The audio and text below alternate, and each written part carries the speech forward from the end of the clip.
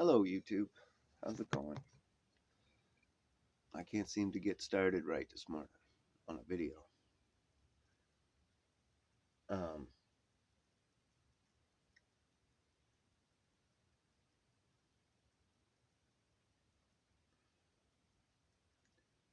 this wonderful flat Earth shows itself to us all the time, every day.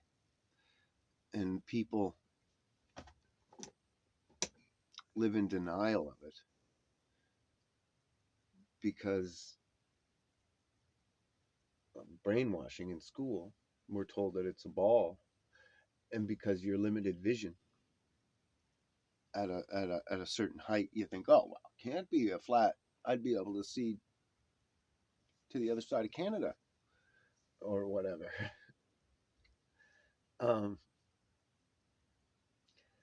Because I can look up and I can see all the way. And even the Bible says that from the ground to the stars is the same distance from South Pole or South line all the way past the North Pole to the other South line. Same wide as it is tall, like the planet or the whatever, our realm. And we can see all the way up. But as you know, air is less concentrated in the upper atmospheres, and therefore there's less obstruction in your vision to look through. So we're not obstructed that way, and you're also not obstructed by just land itself, right? Like a hill or a horizon or something that's taller than you, a tree, whatever. Everything's taller than us, right? But you could say, oh, well, I work on telephone pole, houses, apartment buildings, whatever, and I get to the top of these things and I can still only see so far. I see miles and miles and miles and miles and miles and miles and miles and miles more than what I could see when I was on the ground. And yeah, the horizon comes straight up to my eye level and at the vanishing point, but it vanishes, so therefore it's got to be a ball. But again, it's that you're looking through the thicker atmosphere, the heavier atmosphere, and you're looking through an empty, cold atmosphere when you're looking up. Or emptier. Hence there being ice on the top of mountains and things. So anyway, the earth shows us that constantly, and like we build buildings, skyscrapers, huge sky way up into the fucking air, and use water to level them in order to make sure that they don't fall over. And yet we're told that water curves at some point, but it can't always be level and curve. It's either got to curve or it's got to be level. All right, so if I was to fill a clear hose up with water and plug the ends with my thumb, and then I take this end and I attach it to a wall or a stick, and nail it, and then I take this end over to it and move it up and down until the waters are perfect level with each other in the hose, and I mark my hose on that I have in my hand with a marker, and then I plug the end again and hold it pretty close. Or I don't think I even need to plug the end again. I got to hold it pretty close to level so that the water doesn't spurt out. The best thing to do is to have a bunch of extra hose on both ends, and especially on the end that's fixed, put extra hose and have it going straight up, so that if you move your hose line up or down a little bit, there's no chance of losing water, right? And then you go for a walk, and you go across the field or the whatever, and you take this end of the line, and you move it up and down on this stick over here, 20 miles away. It doesn't matter how far you go, and you move it up and down until the line comes on the water, so you know you're level with the other end again. And then you mark it on the stick. You put your line away for a second, and you take a string and you tie that there, and you tie it over there on the lines, tight as you can. And anywhere you take that water level and put it on that string, it's going to be perfect. It's always going to hit the line, the water. As long as you haven't lost water in the hose, it's always going to hit that line every time. When you hit the string, you're going to hit the water's going to hit the line, no matter what. Now, if water bent at a certain point in the middle of that string, you should be off whatever the curve of the water is, whether it be a half an inch or a quarter inch, and depending on how many miles you went or whatever, right? There should always be that indiscrepancy in the line. But there never is. It's always perfect. We've been building things like that forever. So that just proves it, right? And then a compass. Well, a compass works if this is the magnetic. Now, you can't see that properly. If you have an earth, I don't know, I don't like the lighting in this shitty camera. If you have an earth, right? Well, the North Pole is in the center, right? And then if you go south away from the pole, you're going to be going south all the way here. But if you were to go south this way, this would also be south, and this would also be south, and this would be south, and this would be south, right? And then if you wanted to go east, you'd go like this, east. If you wanted to go west, you'd go like this, west. And actually, if I was to take a magnet and lay it on the table and take a compass and put it here at a certain distance away from the compass and keep going exactly east, I'll draw a perfect circle. And then I could go in a little bit and draw another perfect circle. And that's called circular navigation. Out a ways, draw another perfect circle. And see, our sun melts this circle. It is also going in a circle like this. And then it's going, it makes a small circle in the one equinox. And then in the other winter equinox, it makes a big circle. And then it makes a small circle and gains altitude. Gains and loses altitude as it does that. But its heat doesn't quite reach the center at the North Pole, so it keeps a little frozen circle right there. And its heat doesn't quite reach this outer rim. But when it goes in to make our summer, this wall gets thicker, and then it goes out to make this summer, and it breaks the edge of the wall off again. And you guys all panic that it's global warming and that we're melting the ice walls and everything, all the glaciers are going to disappear, blah, blah, blah, blah, blah.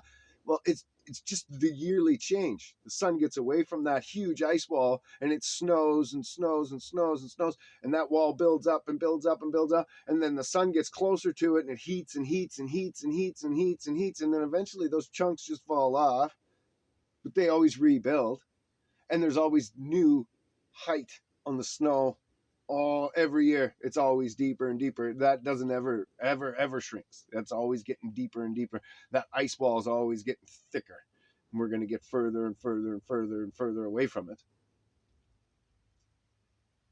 But at the same time, big chunks will always break off and replenish the ocean again, because it'll get too heavy to hold itself, and then it falls off, falls into the ocean. So there's that all the time, that little bit. Same as in here. Every year there's that little bit. Falls off, comes back, falls off, comes back, falls off, comes back. North Pole, South Pole. North, south, right? And so if you're coming from north, south, south, south, south, east, west.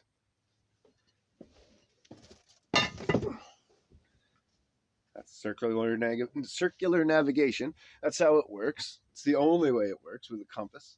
And that's how we sailed all over the planet, mapped the whole earth, and made it back home for all of recorded history until the last 100 years or so.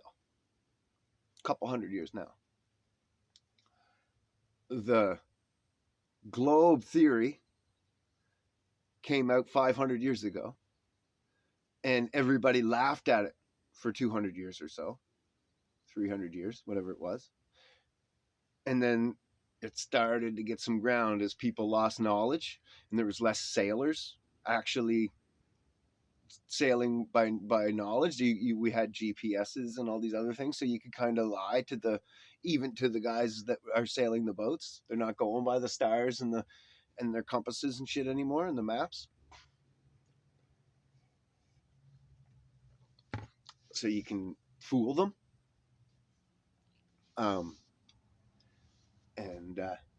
Yeah, that's just how that works. I don't know. These are simple things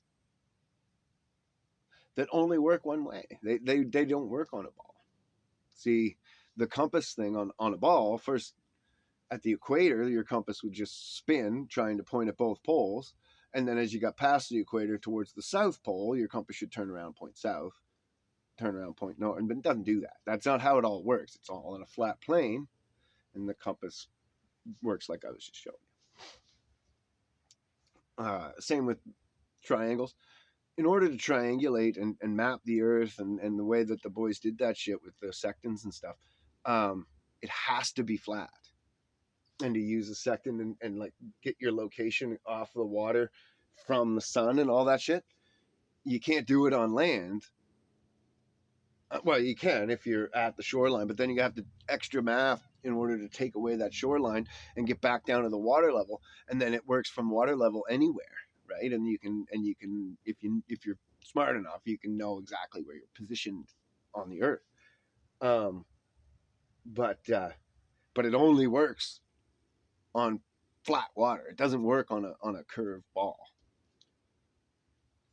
at all. It just doesn't.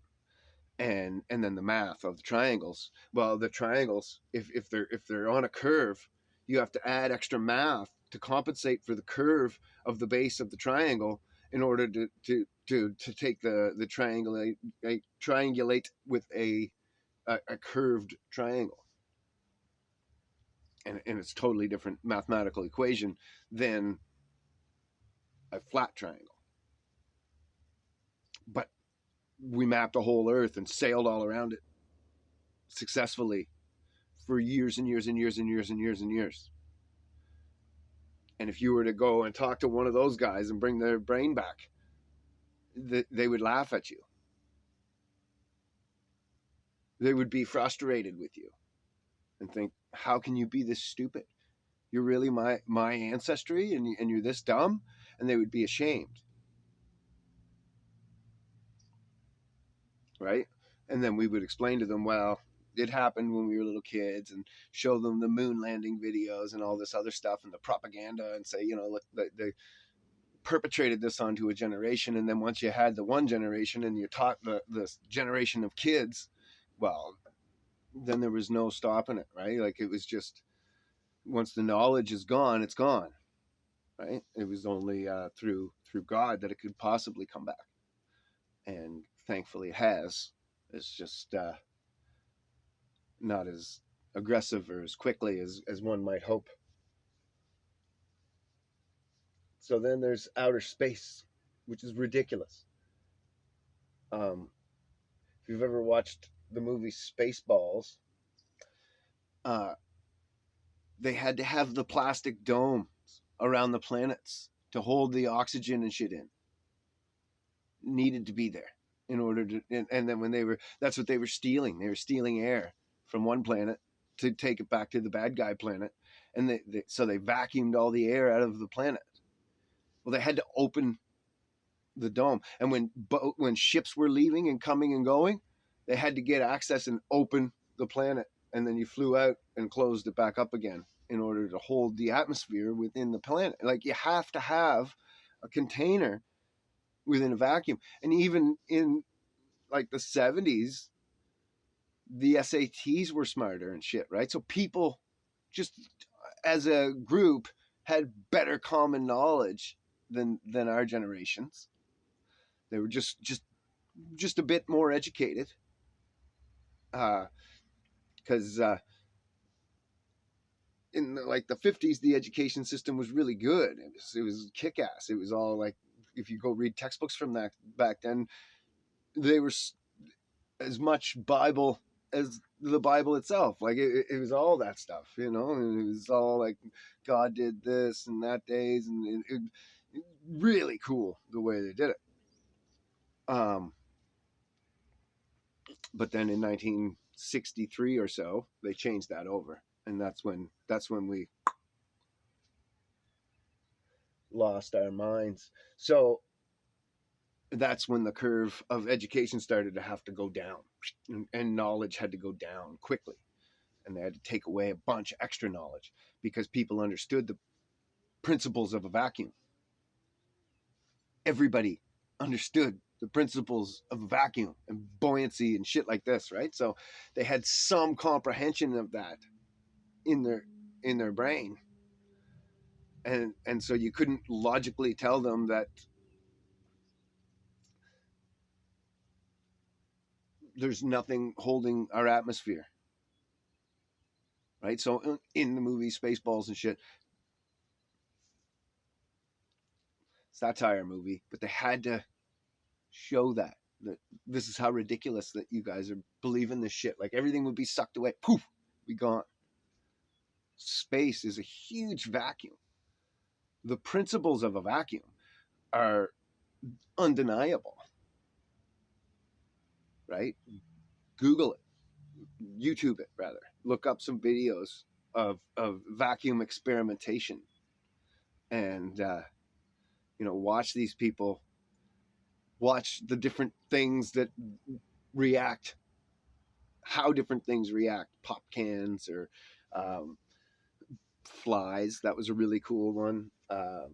Buddy put a rocket in one, but they made it a tiny little vacuum. So the rocket was able to fill the vacuum with exhaust, and then it took off. But it had to fill the vacuum with exhaust before it had anything to push against in order to get propulsion. So if you went like to NASA's big, huge vacuum, that's that great big room, and put like a little rocket in there, a little toy one, you know what I mean, and lit it somehow. First off, the guy in there would be liquefied. The guy going to light the rocket, even if he was in a space suit, he'd be sucked out through the fucking cracks in the spacesuit and fucking liquefied in that room. They don't have a spacesuit that could do that. So prove it to me. If they do, prove me wrong. I'd love to see that somebody could, especially if you put on like Neil or Buzz is from the first moon landing, put on one of their spacesuits, shove that on, and go for a walk or in that vacuum chamber and drop a feather in a bowling ball and let me see the feather and hit the ground and bounce like a bowling ball, so that I know there's no air in there. And you walking around, because you'll be sucked out, liquefied and sucked out through the zipper. He had a zipper there so that he could have a piss in front of his spacesuit, right? Because the movie production probably took all day, so they had to be able to have a piss easily without taking that whole big stupid costume off and putting the whole big stupid costume back on again like a kid with a snowsuit. That thing would have been huge to put on. and it was all wires and shit so that they looked like they were bouncing, but couldn't bend over and pick something up off the ground. And most of you admit that it was faked, or a bunch of people admit that that was fake, but then still say space is real. Like Matt Walsh, I think he said that the moon landing was faked, and you could tell, and it was bad production and blah blah blah. But then goes on about aliens, then goes on about God. So this is not a person looking out for you. Or if he is, he's not as educated as you'd like to think, and he likes to think. Right? My people perish for a lack of knowledge. Well, he's a lack of knowledge. Same as J.P. Sears, Ben Shapiro, Steve Crowder, the Hodge twins. I love all these guys. Don't get me wrong. Russell Brand, fucking. I watch them all, I guess. Support them all. They're all doing good things in their own right. But they're very much still part of the cult. And whether it's willing or not, I don't know. It's hard to fucking say. I know with JP it's not. He's just slowly learning, and I've been watching his growth, and then you see, like, every once in a while you'll see him just flourish into this new creature and this new understanding. Same as Russell, he's come into higher realms. I've watched, and I remember myself coming through those same things when I was in my fucking 20s, and so there is some promise there that they're eventually going to catch up. But they also might have caught up and just be sold out. Or caught up and just be afraid. Right? A lot of people are afraid to speak what I speak because it sounds crazy to people who have the incredible lack of knowledge. But it's like I say all on a bunch of my videos, it's just about reaching one. Right? So it's just, sorry, even if it's just my one viewer or two viewers that actually like the information, as opposed to I got a few that hate me, which is fine too. Any publicity is good publicity, I guess. But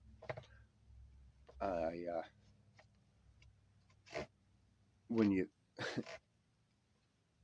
I forget what I did the math on it, but it's 1 in 10,000 that will get into heaven.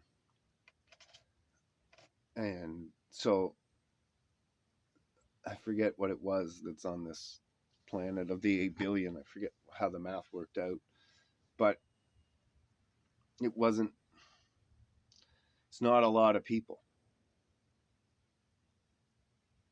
And you got to think that a bunch of them are in countries that don't have internet and stuff. So for me to reach one real Christian is amazing. It's like a huge feat.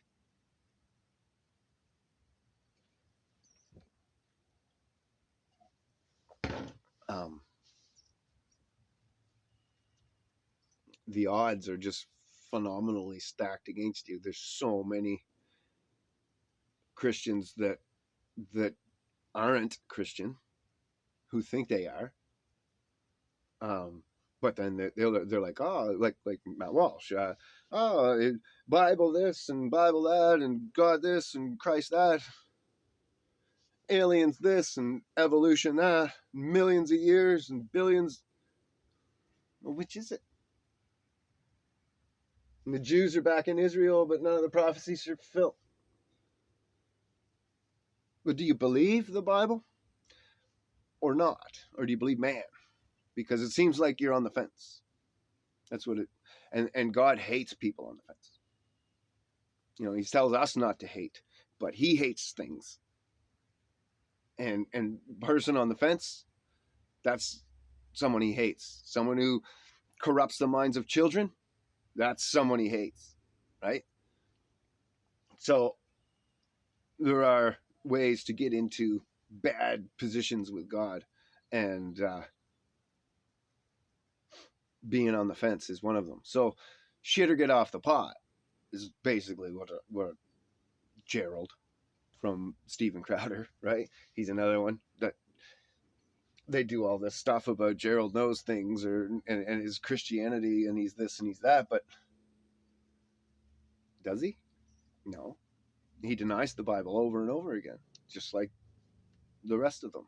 Oh, yeah, well, no, we know evolution's real. We know space is real. We know this and that. No, you don't. You don't know anything.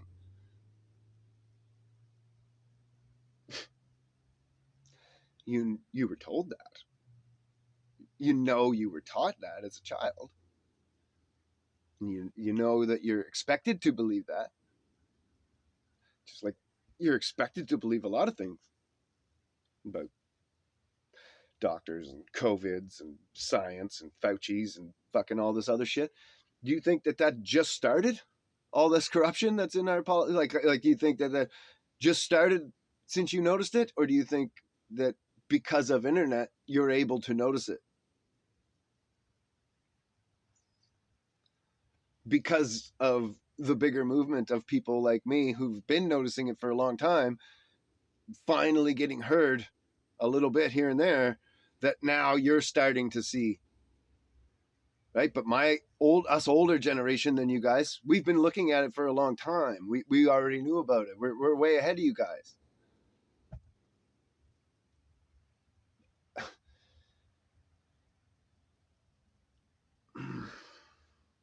And some of like Gerald, you're probably my age.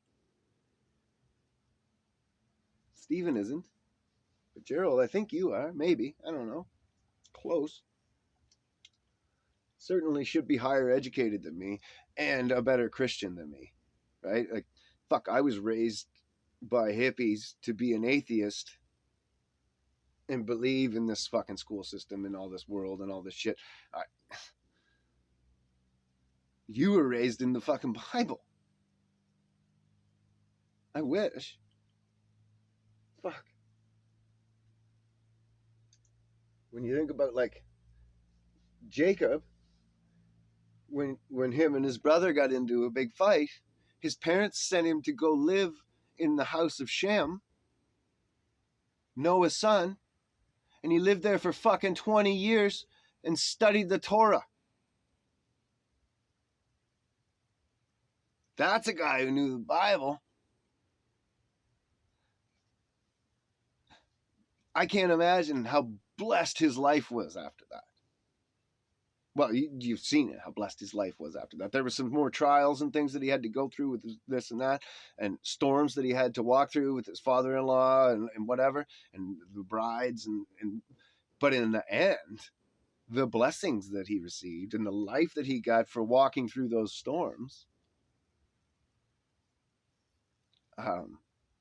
and it was because of that foundation of 20 years of studying the Bible, nothing else, just living way out in the woods. Nobody knew where Shem lived. He went into hiding in exile in his older years, and he built this temple full of books, like this huge library, and him and a couple other guys were just fucking monks in there, and their wives or whatever.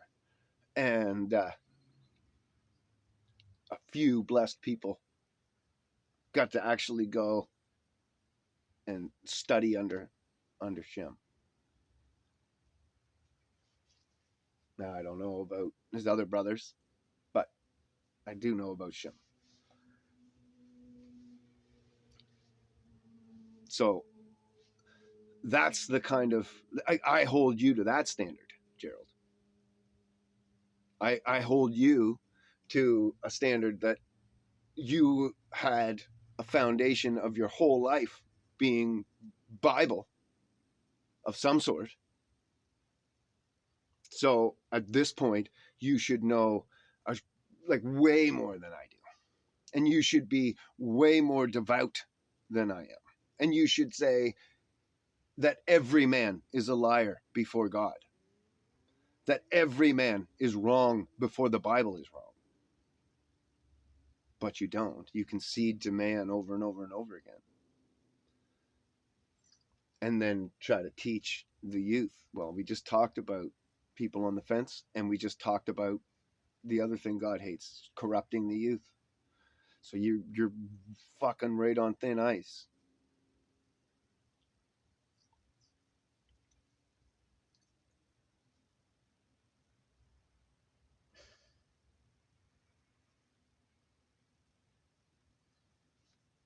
And like evolution is impossible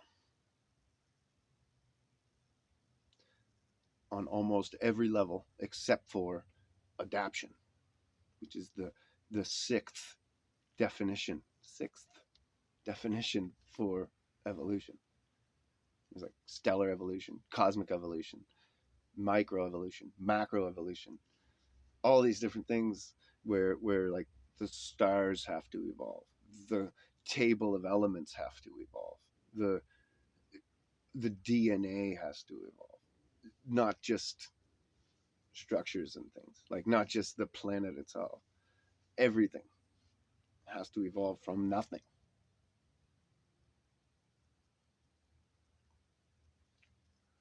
So just anyway, I'm gonna let you go. Have a great day, everybody. Flat Earth rocks. So does God.